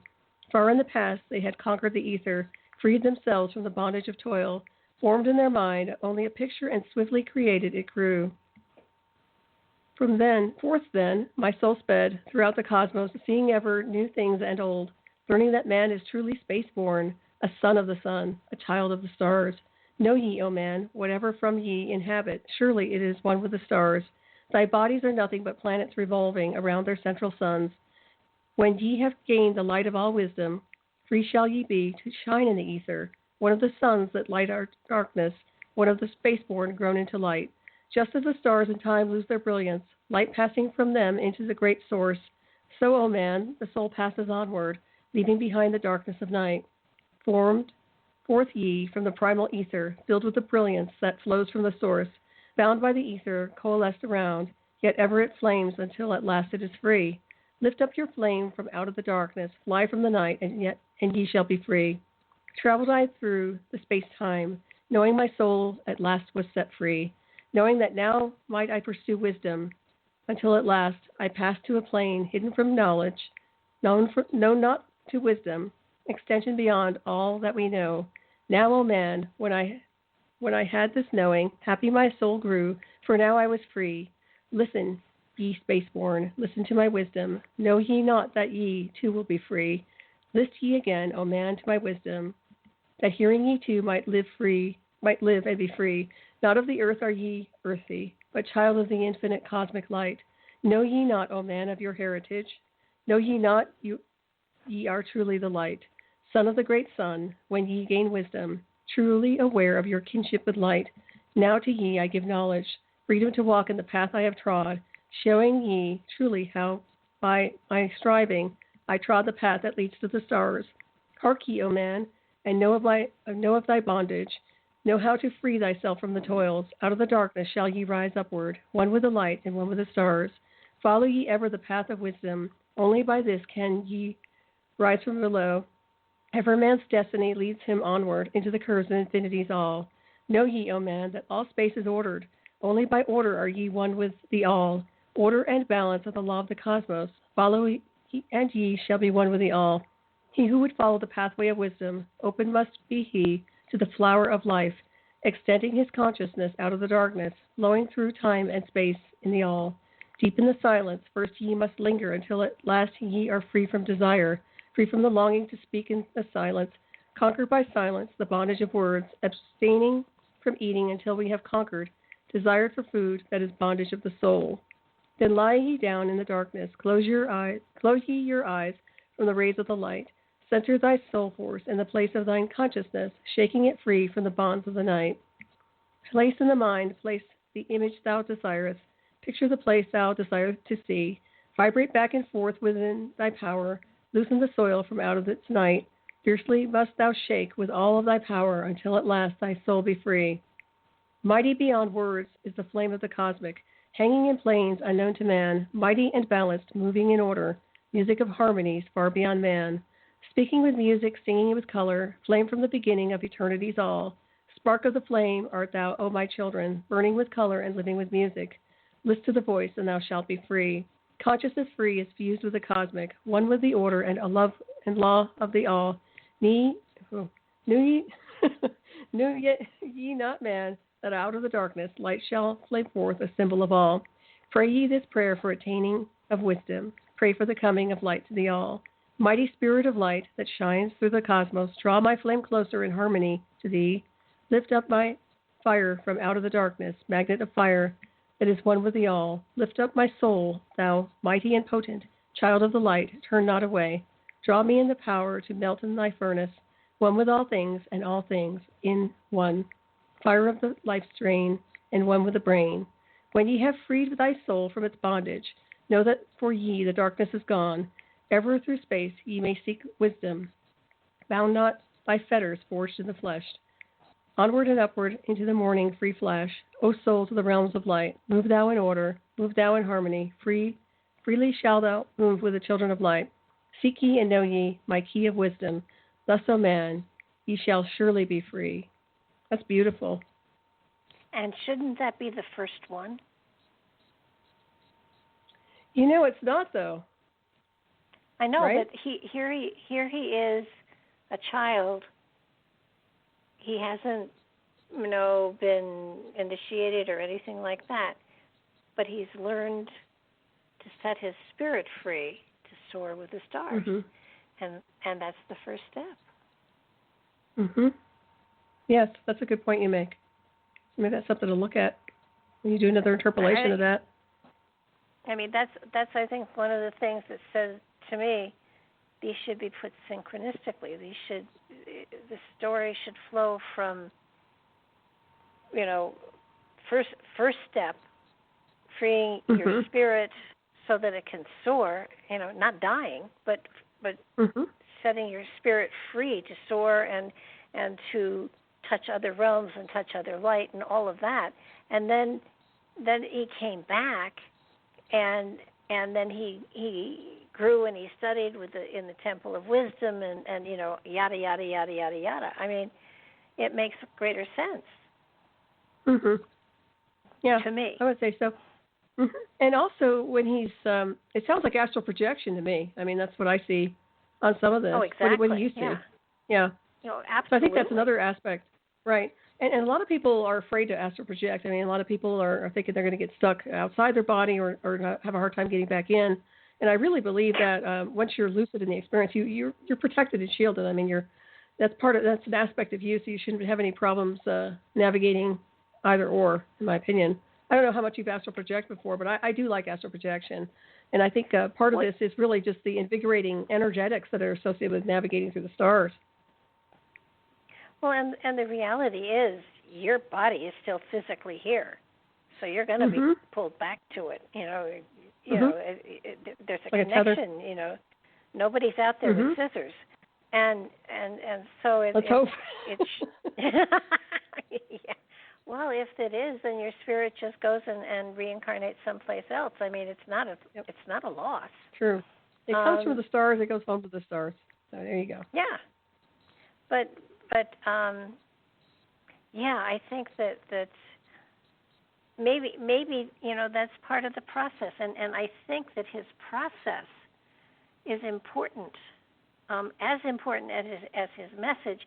His process is important. That he was shaking or trying to find a way to let his spirit free to soar, and once it soared, he was able to see other planets, other cultures, humanity in other places, rising and falling, and all of that, and realizing that there was a link to everything, that there was an order to everything, even though it may have seemed like it may seem like chaos from time to time. There are laws, there are rules, and they are cosmic. They have nothing to do with parking in the wrong place. They're bigger rules than that, and because of the laws and because of the order and because of the energies that there is an order in all of that out there, just all of it, and whether it's this galaxy or the universe. There's so much wisdom and you're right. I think it was astral projection. He didn't communicate with anybody. He was just looking. So maybe it was even distant viewing. That's highly possible as well. And I like the idea behind pushing through the vibrations too. And he makes note of that insofar as really, willing and moving that energetic and stopping if you hit a frequency fence, so to speak. I mean, that's what I see anyway. Is that just move through the energy and navigate beyond the blackness and navigate beyond it all and get out beyond the barriers so that you're able to be more free in projecting or navigation. At least that's what I see. It's very interesting. Well, so people get held back by frequency fences and fear, But go ahead. Well, true. And with Tibetan monks who meditate, that's where they go.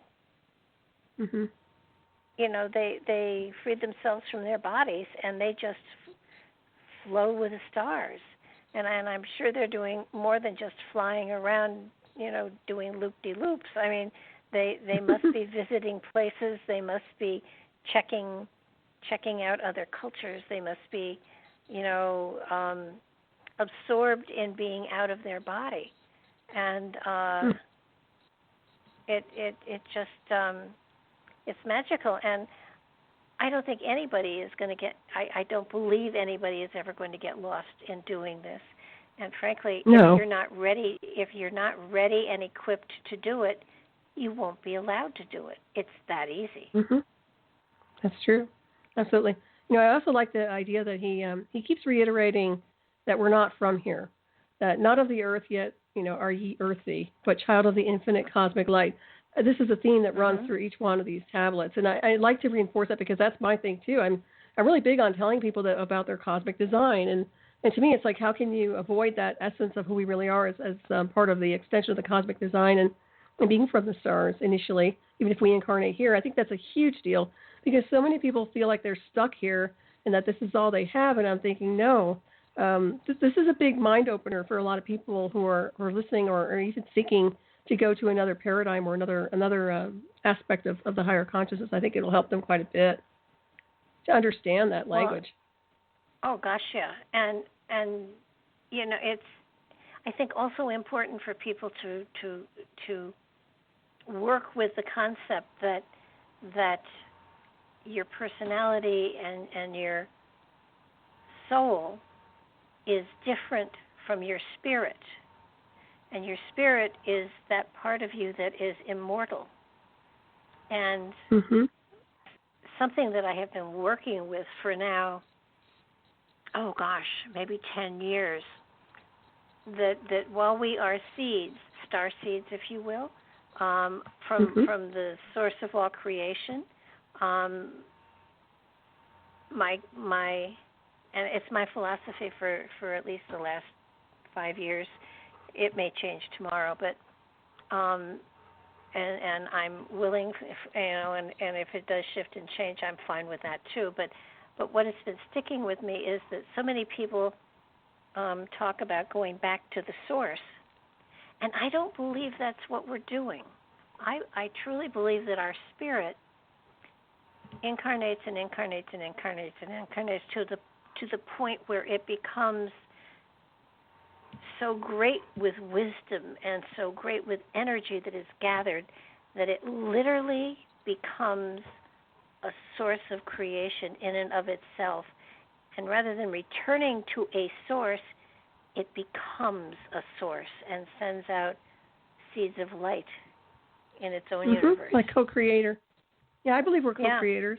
Yeah. And also, one with source will always be connected to source in a sense, but I agree with that. And it almost sounds like a celestial body, what you're describing, like you're creating not necessarily a planet, but something in a sense of that, bringing all that data somewhere, a sacred place. I don't think it's a matter of, I'm going to gather all this and take it back home to share with Dad. It's right. I'm going to gather so much that I become a source. Doesn't mean I stop growing. It means that I have a burst of energy where I send seeds out, seeds of light, to continue the process while I continue the process. So it's a constant growth pattern. There is no end to the growth. I like that. I totally resonate with that 100%. It is. It's about empowerment. Yeah. But there's a side that's kind of like when you're describing it, it's kind of like, well, I think we all want to be resting in the arms of creation, and at least part of me does. I love that feeling of bliss and being home and just letting go with creation. And I've had that blissful moment. I'm sure you had as well. So when I see that, I don't mind being co-creator, and but I do like being able to drop the armor and rest.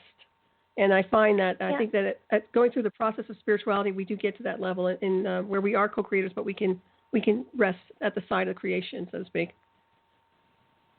And for me, it's becoming creation. And yes, there's resting in that bliss, and it's absolute bliss.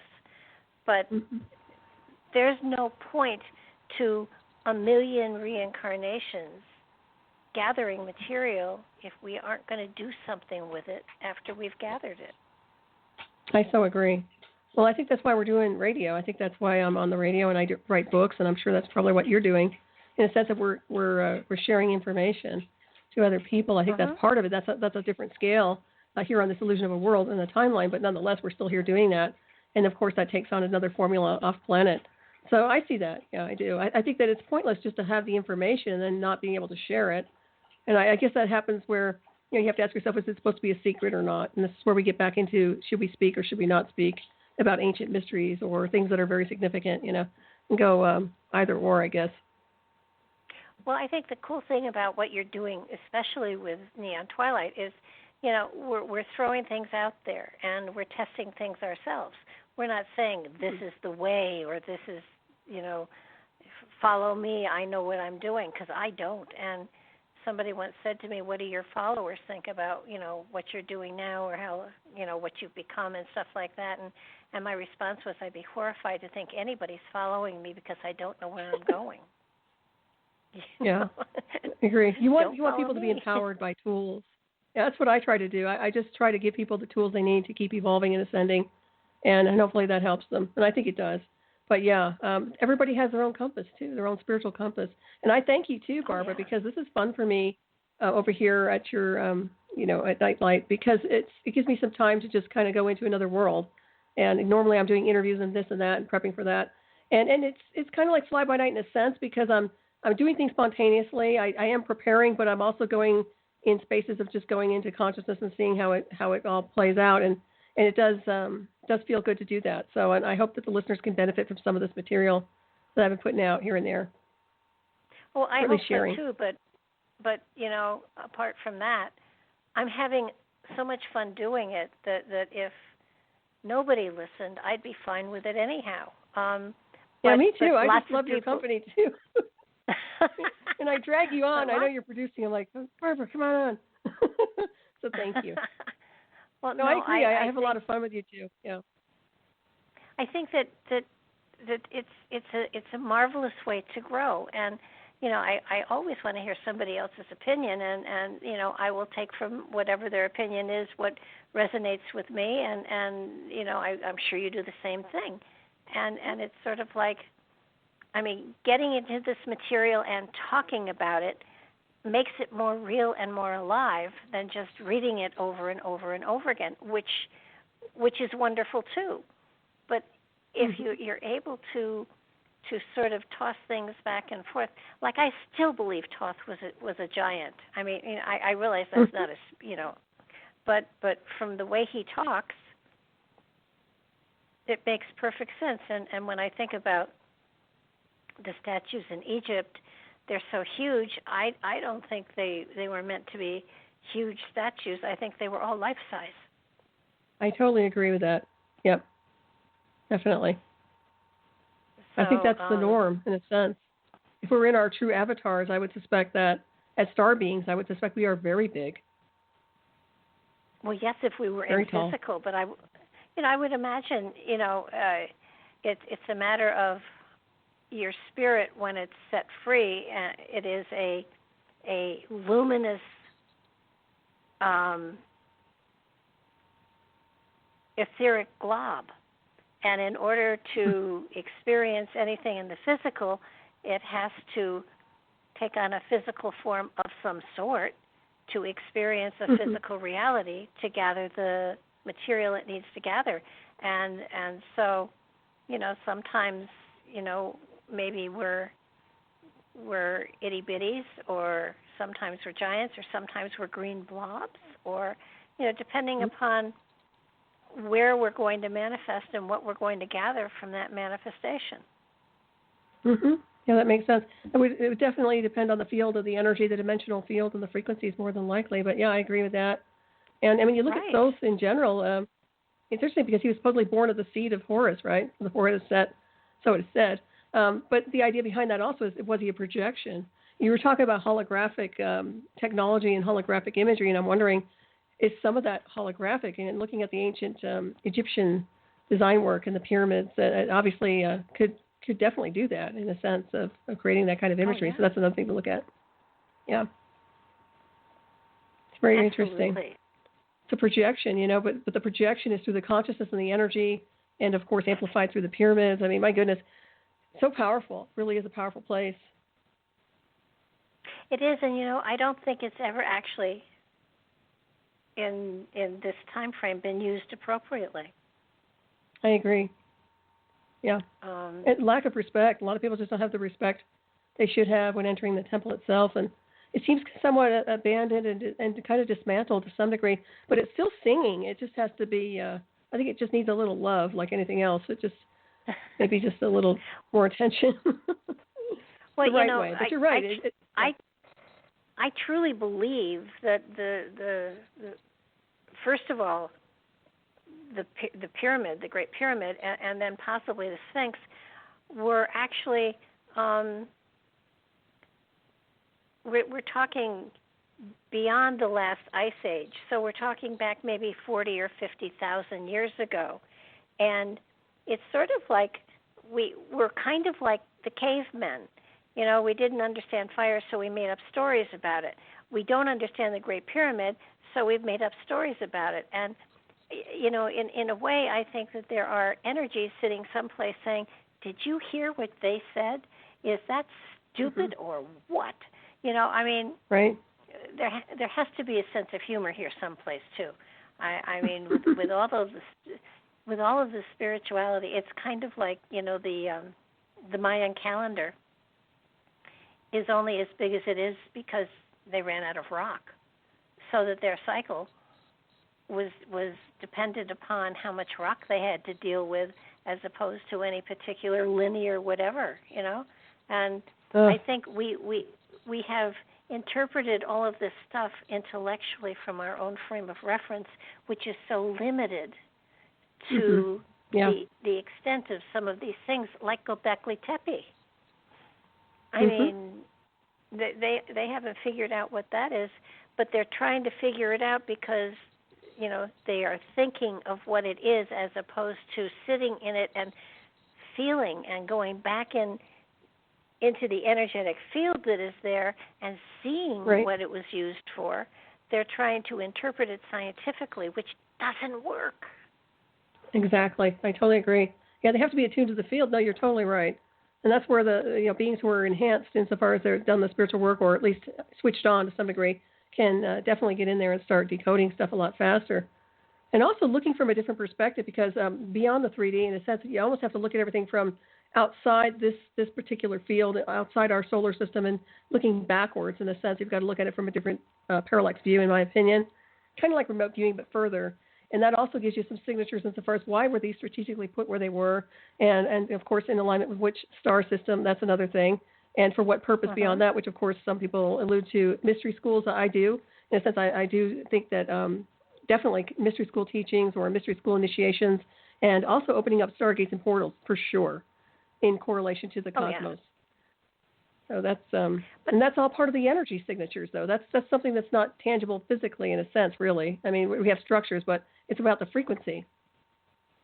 Yeah, I think the stargates are still there, and I think they're very functional. I totally agree with you. But I don't think that they're stone edifices. I think that they are energetic edifices that if you don't know if you don't know they're there, if your consciousness isn't so that you can see them, you can walk right through them and have no impact on you. But those who have the enlightenment, I hate to use that term, but those that have understanding, a spiritual awareness, whatever, they're there to pass through, and it's very much like the halls of Amenti. If you are ready to work with this kind of energy, the portal is there. You walk right through it. It's like you're walking through rock, and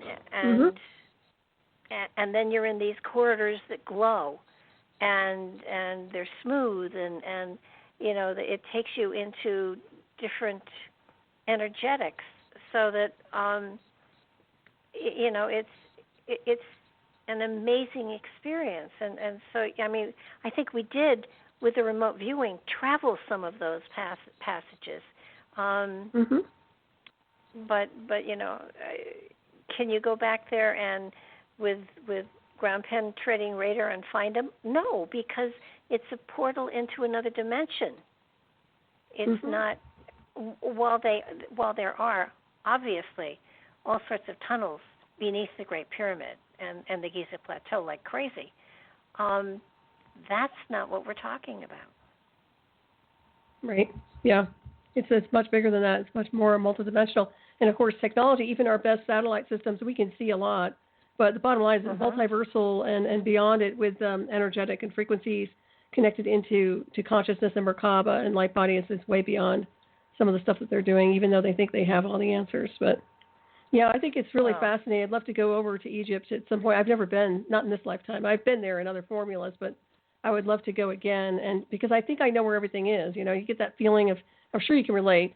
It's like you just kind of know. And it'd be nice to be over there just to kind of hone in on some stuff in person, even though you can do it remotely. So it's very interesting. Well, and the master's spaceship is supposed to be there, but I think it's almost like timelines. It may be his ship may be there in another timeline, and there is a portal between the two timelines, so that you could get there and go through the portal into another timeline, and the ship is right there. It's like two pieces of paper being overlaid that are sort of transparent, so that it's there, but you can't see it or touch it unless you're in the right frequency. Right, agreed. Yeah, it's definitely cloaked. Just like these records, the Akashic records or anything else, it's the same aspect. But also, I think, intuitively speaking, that if you have access to the ship itself, that you could probably project and set a signal to it, it would respond, because it's probably a sentient intelligence or some kind of symbiotic, symbiotic, intelligence. So I think that can definitely happen. And that's why, it's probably not for everybody, like you said. But if you're at the right frequency, if you're at the right field, and the timing and the illusion of it is right, the space-time is right, then I'd say, yeah. I find it interesting. That's not the ship that's buried. They said there was one buried beneath the Sphinx, though. That's not there. No, and you ever hear about that? Where Hall of Records. I've heard about it. I heard about the Hall of Records there, and I think the Hall of Records is there as well. But it's the passage to another dimension that holds the Hall of Records. Right. So you can dig all you want, and you'll process a lot of sand. I mean, they did find a tunnel between the paws. They weren't allowed to dig it because they were afraid it would destabilize the Sphinx. But it won't get you anywhere in this dimension. So it's a matter of, it's another dimension. And if you are of a spirit in a spiritual enough place, you can take your etheric body to that dimension and energetically enter into it and experience stuff. But I don't think it's a place for a physical body. I agree. Yeah, it's all about energy, bottom line. But the Halls of Amenti, he did take his physical body there. And his physical body had to be there for once every 100 years for a while his spirit was able to go off and play hooky. Right. And that sounds like bilocation to me, like his body's charging on some kind of I don't want to say in some kind of a sarcophagus of some kind, that's what comes to mind, but the idea behind it is to charge up the body, build up light body Merkaba, resurrect and transfiguration of the atom, but also being able to project maybe beyond astral projection, but more bilocation, phase shifting, teleportation. I think there's so many facets to it, it's unlimited to some degree. But I could be speculating, but still I know what we're capable of doing. Well, didn't he say under the flower of light? And it was the flower of light that regenerated his physical body. So, right. But he did say that while his physical body was being charged, he took off and did other incarnations in different places. So that it sounds like a lot of fun. I mean, this is all very serious stuff, and yet there has to be laughter in here someplace too. No, I agree. Yeah. It's not all serious, but when you're joyful, when you're breaking orbit and you're getting more freed up energetically, that's blissful. That's fun. That's happiness. I mean, my goodness, it's celebration of spirit, and of course, humor comes along with that too. Definitely. But yeah, and it looks like we're almost going to wrap this up in a few minutes. I don't know how we're doing in the illusion of space and time. 4.5 minutes. Okay, great. Well, I must say this has been awesome, and I hope everybody's appreciated this tonight. And I want to thank you, Barbara, for just being on the show with me tonight. This has been great. It's been fun, and I think that we got through a lot of information that's very important. We did, and I'm hopeful that people will go out and buy the book and read it, so that the next time we do a show and we go into more of the different tablets that are there, they kind of will have an understanding of what we're talking about, and certainly they can go back and listen to this show after they've read the different tablets themselves, and kind of, I would love to hear some, comments of some sort, or questions or whatever, and certainly if people have questions and they want to send them to either Solaris or me, we'll try to answer them. Yeah, I think that's great. And also, what comes to mind, I know that you were talking about channeling the particular tablets, but remote viewing the tablets also. I wonder if that would be a little bit different, or what else would open up, portal-wise, gateways. I'm just speculating, but the idea behind that would be something to look at a different angle, so no pun intended. But maybe we could play with that too. Yeah. Yeah, I was going to say that would be kind of interesting to incorporate maybe something like that as an exercise.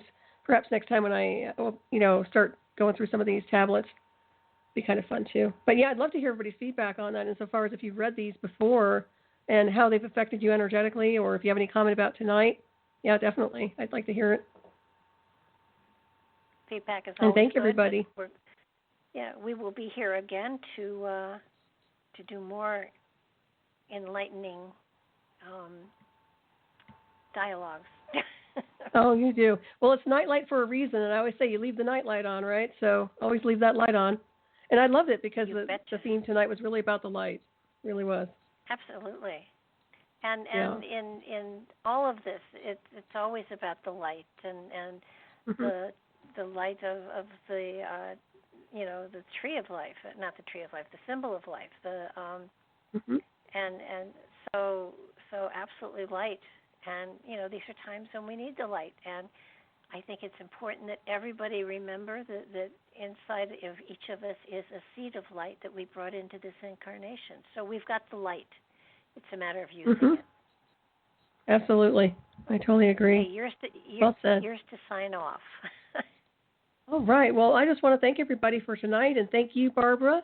And until next time, everybody, thank you again, and I'll say good night, and have a great week and weekend, what's left of it, right? Good night, everybody. Definitely, and a Happy New Year. Yes, and Happy New Year. Happy 2021, to the light of the new year. How's that? Amen. Good night. Yep, amen. That's right. Good night, everybody.